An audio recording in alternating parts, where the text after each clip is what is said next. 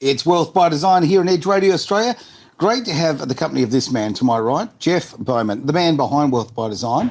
Good to see you, buddy. Oh, thank you very much, Aaron. Lovely to be here. How quickly a week goes. It flies by. It flies by. Look, I do have a bit of an issue. Before we introduce our guest, what's with the shirts, mate? I'm feeling, the competition level in me is a bit upset. I might have to run out to the car and get changed. You were setting the bar, but we were determined to allow you to push your bar even higher. You've knocked me off my perch here. Really, you have. Yeah. Absolutely brilliant to have you here, mate. Always bring great guests, and the gentleman you have here. Let's have an introduction. What do you think? Yeah, absolutely. Thank you, Aaron, and thank you, Peter Stulcbauer. Peter is the owner and operator of his own cybersecurity company. So well done, Peter. Thanks for coming along. Thanks for the invite. For our guest today. You're very, very welcome. Because we, as many of our viewers and supporters know, Wealth by Design is an organisation that works with a lot of small businesses, including Edge Radio. We have our own specialty services, but a lot of our services are provided by people like Peter, who specialise in their own disciplines. And the core, of course, with Wealth by Design is that we say that we help people save money and help them make money. But it's a very mixed bag of tricks how we go about that, of course. And one of them is helping people protect their money or their assets with cybersecurity experts like Peter. So I think from my notes, Pete, you've been around for about 40 years in this game, is that right? In the IT game, I have been. Wow. In the cybersecurity side of things, to helping small businesses, about 7 years now. Right. Okay. That's fantastic. Right. Yeah. So you've had a mix of corporate life and now dealing with a lot of small and medium businesses with specialising in the well, you tell us the areas that you're key to specialise in, that you really focus on these days, and give our crew out there a bit of an idea. So one of the main areas I focus on is password management services for small businesses, be it a solo operator through to a team of 10, 20 or plus people. This is not a small thing. Let's face it, all of us, every one of us, every part of our life now, there's a password or maybe 10 involved. So the security, this is a big deal. Yeah. It is.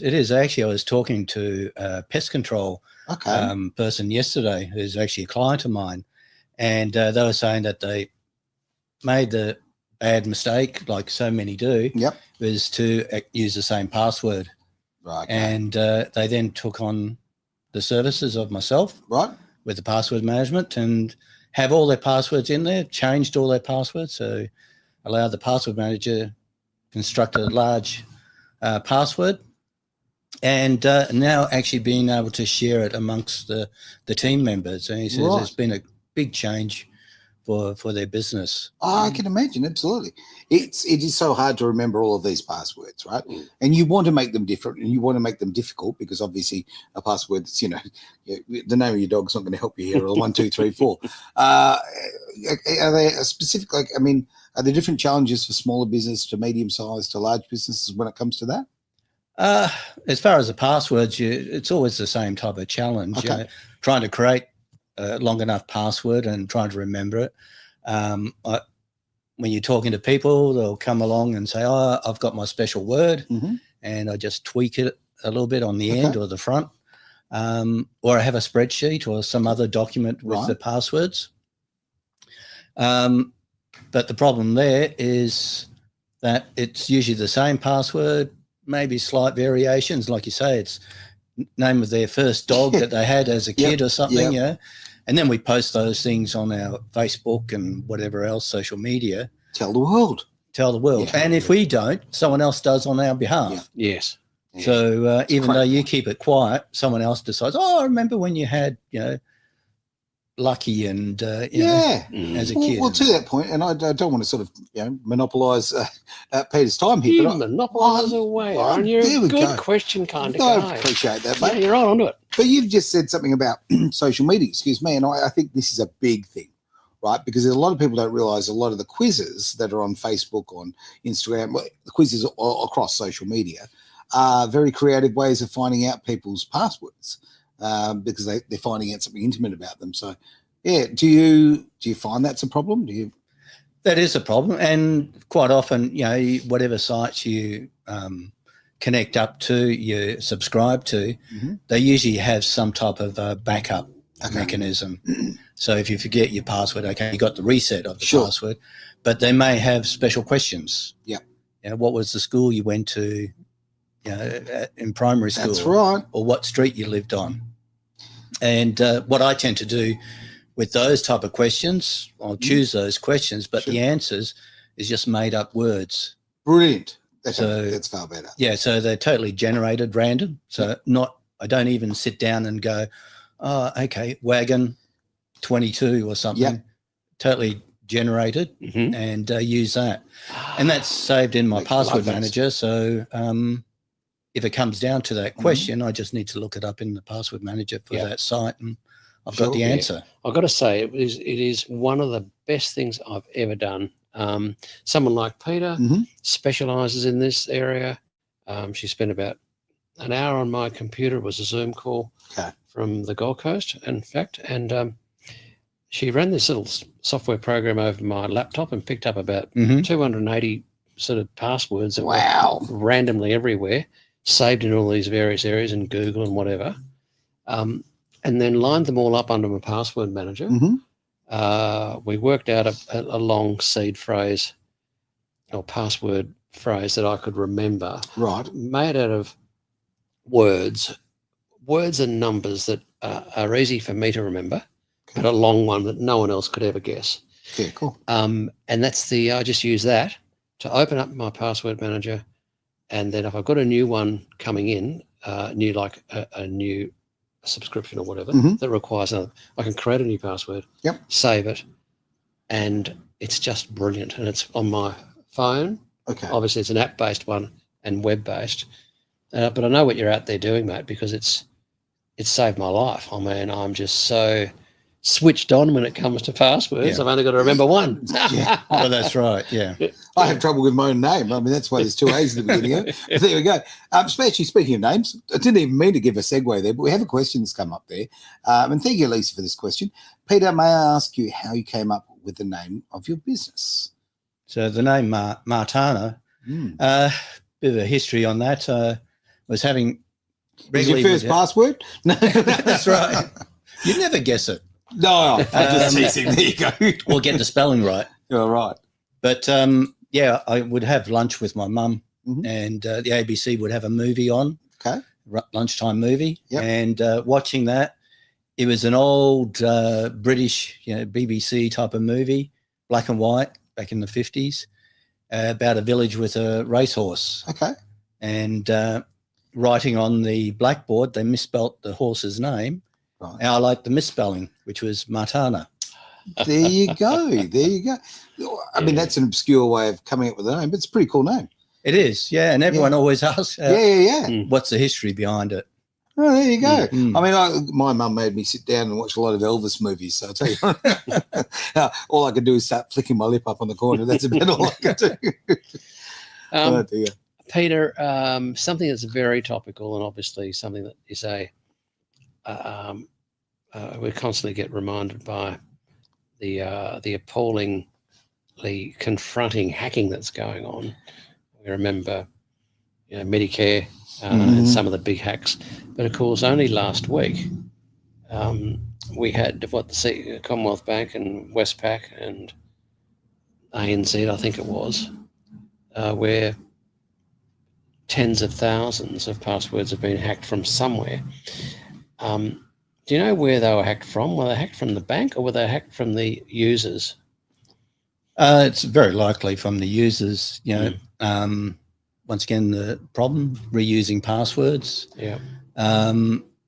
They've got lists, with millions and millions or billions of passwords in that list, and they just automate the process to actually go through with their username, their password, and keep going through until they do a match and get in. Yeah. Wow. And that's why it's always recommended to have this two-factor or multi-factor authentication activated if you can. Great. So that's another level to stop you, from getting in. Okay, the elephant in the room, the thing that apparently Australians full stop are most distrustful about, and that's AI. Now, the AI, is that an issue? I'm going to assume it's a big issue in finding people's passwords and cracking the code. Well, it could actually, come up with lists of passwords. Right. As we use it to generate content or generate a particular sort of email script. Okay. The criminals are using that as well. Sure. To improve their sort of phishing emails. Okay. So they'll arrive to you and you can't spot the mistakes in there because, the grammar will be spot on. Yeah. Such a good point. Because that's the way we do. Right now we go, there's sometimes there'll be things in plural that shouldn't be plural, and, there'll be issues with the grammar and that, and you just go, oh, look, okay, that's somebody whose English is definitely not your first language, and it's got that it's very obvious, I guess. So when we're talking about things that are done with AI, they can clean that up. So it's a new challenge for you guys, I guess. Well, that's right, yeah. And, with these phishing emails, they can do it at different levels. And sure, they go through the old way, with all the mistakes. Sure. To see what type of people they can capture on that. Okay. And then for the more sophisticated level of attack, they'll be studying what type of communication you do. And your style, your actual communication style. And style it in that sort of voice. Right. Very, very interesting. Yeah. So they go for the low hanging fruit, which makes sense. Yep. They're highly organized. Yeah. They're highly organized, aren't they, these guys? It's $1 billion industry. Mm-hmm. And they're all well organized. And well funded. Well funded, naturally. Naturally. Yeah. And, they have all their special departments. Sure. Just like you have in our type of businesses. I mean, it's amazing to think of it. But absolutely. I mean, you've got this effectively like a multinational of scamming, They've got, I'm sure there's an HR department in there somewhere. There is. Yeah, crazy. HR, the finance, the developers, the testers. Yeah. Exactly the same as you would have in a normal enterprise looking to test Except for software. the ethics, Here's one. When it comes to websites, there is a lot of scamming goes on with websites. So a scammer might set up a false website that looks like someone else's. But when you actually go to deal with that product or that service from the scam website, they're actually stealing the money. And unlike the genuine website where they take your money and you end up with a pair of runners delivered to your house, here they actually take your money because you think you're buying the runners, but it's a fake. Yes. Yeah. So how do people, is there a way of checking whether it might be a fake website? Like a central register or Well, don't, if it's in an email or a text message, don't click on that. Sure, but if it's a website, URL on that. If it's a website, you've researched and you're going to a legit website. They'll have their fake ads that pop up at the top of Google. Ignore those and search further down for the actual company website. Yeah. So it's a matter of research.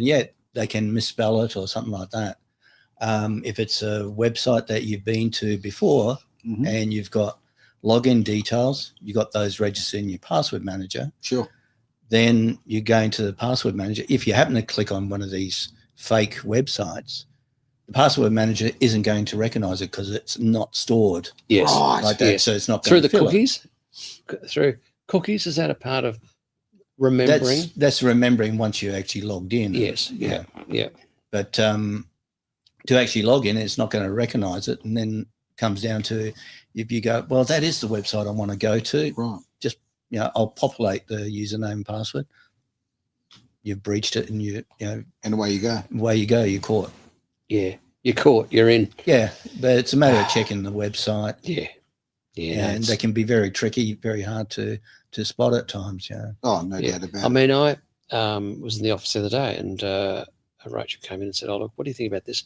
And it was a repeat offender email, and I said, "You can tell by that URL, it's a scam, right? Because you just look at the email address, not URL, the email address. Oh, okay. And it was just nothing like a normal email address, like .com.au. There's a few extra characters. There's a few extra characters like .fr this was, and I think that's France, right? But, so what? We don't deal with anyone in France. Yeah, but you have to be so diligent, don't you, really? I mean, I suppose this comes back right to the beginning. I mean, ultimately, someone like yourself who can put together such good systems of such good passwords, the 2 levels, 3 levels of authentication, right? Okay, this is like come back to the basics. Yeah, well, these bloody password managers, I mean, ours and Peter's, they're all much the same.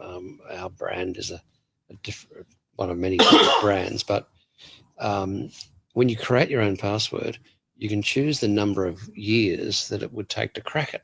Really? Yeah. Okay. Like lying there, they're all dots and squiggles and letters and a few numbers. Like you never could remember them. That's why the password manager's got to remember them, because you would never remember them, and you couldn't even write them down correctly and recite them properly. They're this long, but they'll say, "Oh, this will take 126 years to crack." Oh, okay. Well, that's safe enough for me. Yeah, that's not bad.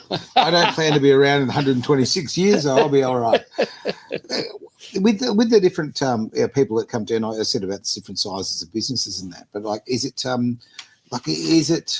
do you get people, just private citizens, who are also sort of chasing your work as well? No, it's more on the business side that are looking to get the business class password manager. Okay. Individuals, they'll usually take on a personal password manager. Yep. If they want to sort of put more controls in place, then maybe they'll look towards myself, whereby you're doing more of a corporate type of structure. For sure. Putting enforcements in place, like the master password must be at least 17 characters. Okay. And you must have 2-factor authentication. Whereas a personal password manager, it's up to the individual to actually put those constraints on themselves. Or their family member to do that for themselves. So in a case with the business, for argument's sake, obviously, okay, with the radio business, it's very interesting. So I've worked for some large corporate radio stations in the past, and literally, while you're on air on your final show, you don't ever know it's your final show. They're changing your passwords to everything. Like there's that level of that, right? In business, are you finding that's a lot of the case when they're moving employees on, which is part of everyday life, but that you have to go through and change all these systems and the passwords? Well, if you have enforced and you have policies in place that they must use the password manager of the company to store all those, and with the password manager that I actually provide to companies, is that we're able to lock that vault or that user from accessing. So if they happen to be in the password manager at the time, it drops them out immediately. Right. So it locks them out immediately. Everything's locked. And then we can actually transfer all those records over to someone else in the business. Okay. So they don't lose access to it. And they can't be stolen. They can't be stolen. Well, that's another thing that I put in place, is that you cannot export the passwords. Yeah. Okay. Brilliant. Because if someone is looking to leave the business and also to be malicious, they'll look to export the passwords and delete them all. Well, stealing IP is something that people do. I mean, it's disgraceful, but it happens, right? Yeah. So, I mean, these are great ways of preventing that from happening. I've got a great point in there from Kyle. Good to see you there, Kyle. Great fella there with a great comment. It says he's having a bit of a laugh. 126 years to crack. That's a fair amount of safety. Thank you, Kyle, for tuning in. Very true indeed, mate. Very true. And that's using today's computer. Tomorrow's computer might be 1 year. So glad you said that. Quantum computing. Yeah. What are your thoughts? Well, we're always looking for more speed, etc. I don't know how far away it is before we actually get the quantum computing. There'll be costs associated with it, high costs. I could imagine. So us individuals are not going to have those type of computers. Right. But very likely the criminals will start, they've got the money to invest in it. They will. I'm still using Commodore 64. I mean, come on, right? I don't knock it. Fabulous at many levels. Yeah, they were back in the day. But, one of the beauties about using a password manager, because they're all large corporations now. The one that I use is from Keeper Security. Okay. So they're investing into the latest technologies. They're keeping an eye out on the quantum computing and quantum cryptographics. Okay. So as to ensure that in the future that they'll be encrypting to a higher level. Yeah. Prior to the actual computers being available. So here's the difference to me, and please tell if I'm right. Okay. So essentially, as a layman who's out there who thinks I can make a nice long password, I can think of something creative, whatever, yada yada. Because the tech is changing so often, that would be a full-time job for me to keep on top of that. So employing the services of yourself and your business, you keep on top of that. Your tech is on top of that. That's right. I'm keeping on top of what the companies are doing. Sure. So in this case, Keeper. Yeah. And I'm looking to see what features they're coming out with. Okay. And what I can apply to my clients. Yeah. And to improve their security. So, one of the things I've now imposed on ourselves within the company, because we're actually set up the password management for each of the companies. Right. So in a lot of ways we have access to their accounts, not to their passwords. We can't see their passwords. Sure. But because we got that type of access and trust there, we got to make sure that our security is in place. Okay. So I look to use hardware token as my second factor of authentication to actually get into the console on that. Right. Again, that's kind of my point I'm sort of where I'm going on this is the fact that you're keeping on top of this. This is a forever moving sort of target, okay, when it comes to cybersecurity. Yeah. Something I can't do, I don't have the time for or the expertise. And that's why companies like yourself, the work that you do is vital. This is a continual thing. This is not going to change, right? No, because you've always got to have the goodies and the baddies, yeah, right? And you just got to have there's more goodies than baddies, because it's a highly organised criminal organisation trying to steal our money. We work hard for it. I'm not really wanting to hand it out. I mean, all these 30,000 passwords from those 3 banks I mentioned earlier are currently being traded on the dark web or something, and they're a highly commercial organisation. They're going, right, you can have the first 100 for free. If they're any good and you might get some money out of that, that's great. And then, we'll charge you for the other 2,000. And it's frightening. I mean, all of LinkedIn's, I was only told this the other day, Peter would know this, but there's 1.4 billion LinkedIn subscribers. Fair work. Every one of them is hacked. That database, didn't know that, is floating around out there, and anyone can buy it. Okay. Yeah. Well, I remember it's like a friend of mine had her details stolen, everything, like from Medibank Private. Right, Medibank Private. It's such a massive organisation, something people kind of consider a bit of a blue chipper from. You would think from safety. No.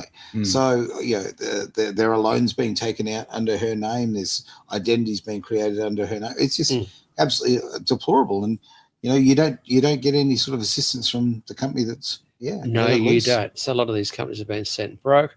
I mean, I had one the other day, and it was just a classic. There was a debt collector letters coming through, hard copy, and the wife said, "What's going on here?" And the bloke said, "Oh, it's just spam. Throw it out. And they kept coming and kept coming. Right. But started off at 2,000. It was 5,000. It was 8,000. It was 15,000. And so they had a proper look, and they, hang on a minute. This is a Hawthorne, Melbourne-based debt collection company, right? And so they actually phoned them up and said, "Hi, look, I've got this letter here," and they said, "Quote the number," and they quoted the number, and they said, "Oh yeah, well, are you blah blah?" And they said, "Yes, we are." Well, we've been appointed by PayPal, who are our client, to collect $15,000 from you. That's why we keep sending you these. Of course. And so, long story short was they got on the phone to PayPal in North America. It took about an hour to get through to them. And they pleaded their case and said, "Look, we do have a PayPal account, but it's a commercial one. This private one, we did not set it up, and we can prove it because we've never had this Hotmail address, right? Okay. Never, ever have we had Billy Smith at .com, at hotmail.com, right? Mm-hmm. And they got hold of this accounts manager that was pretty switched on, and she said, okay then, Mr. Smith, just leave it with us. Can you hold the line for a couple of minutes? And she came back and said, look, we're terribly sorry to tell you this, but what's happened, and it's quite common, is that your identity's been stolen. They've matched up the Hotmail address to your real name at your real address in Perth, the Perth people. Mm-hmm. And what they've done, they've set up a merchant shop in your name and selling sportswear. Okay. And as soon as the sportswear doesn't turn up after they've paid for it, a genuine customer, and it's Visa card, well, Visa has to repay the money back to the person that's been scammed. Sure. But of course, the merchant provider then, PayPal then have a legal agreement with the owner of the merchant facility that's been the gateway for the purchase, right? Yeah, of course. And that's exactly what happened in this case. And they said, look, we now know that you've been scammed. You'll never hear from the debt collectors in Hawthorn ever again. Terribly sorry. We'll even send you an email to confirm it. Okay. But that is a classic case of stolen identity and a false, these crims setting up a false bloody shop in your name. Unbelievable, isn't it? Yeah. And that, I mean, if that's left to go, it damages the credit rating, severely and all that. It has real world effect. Yeah. So you have a post office box, you don't have your mail bloody sent to your letterbox, but everyone's got a letterbox. You still get stuff in your letterbox, right? Well, you do, yeah. Yeah. Or some organisations refuse to send it to your PO box. They do? They do. That's right. They want the home address. Yes, because they know it's real. And usually governments or something like that. Yeah. That's a good point. But you mentioning about, identity theft and that. I was just at a seminar the other night, a couple of weeks ago, and it was conducted by Commonwealth Bank. And they've got another business unit, and they've introduced this called TrueU. Okay. TrueU. Okay. It's something new product, but it'll monitor if your ID is used and notify you. Right. So if you register with them. Okay. Now, I've been on the lookout for something like that in Australia because I believe there's things like this in the US. Yeah. Right. But not here. That. This is the first. I thoroughly agree. Yeah. Look, many years ago, I had an ANZ account that ANZ contacted me and said, hang on, Aaron, there's a few transactions that don't make any sense. All of a sudden I was in Spain, right? Having a hell of a time, right? But you're in Mountain. That's right. Fair distance away. So, but I will, I wouldn't say that every experience with the ANZ is a positive one, but that certainly was because they said, no, is this you? And well, clearly it's not. Boom. And they got on it straight away and actually dealt with it. So I like that being on the front foot. It was good. Yeah. So with this facility is that if someone uses your driver's license, uses your passport details to create a bank account or get a credit card, they're identifying it as being you, therefore you'll get notified. Yes. So this is something new that they're now rolling out. So not all the banks, not all the financial institutions are on board. Yeah. But it's a starting point. It's a cracker. So it's called TrueU. Yeah, it's TRUYU. Righto. And who's promoting it or selling it or offering it? Basically Commonwealth Bank. The CBA offering it. Yeah. Okay, cool. So they've got another subdivision, another bank or another company that's developing this product. Yeah. And they're starting to roll it out as much as possible. And it costs you, I think after a 3 month trial, something like $5 a month. Okay. There you go. Well, the CBA are well known as a technology house first and a banking house second.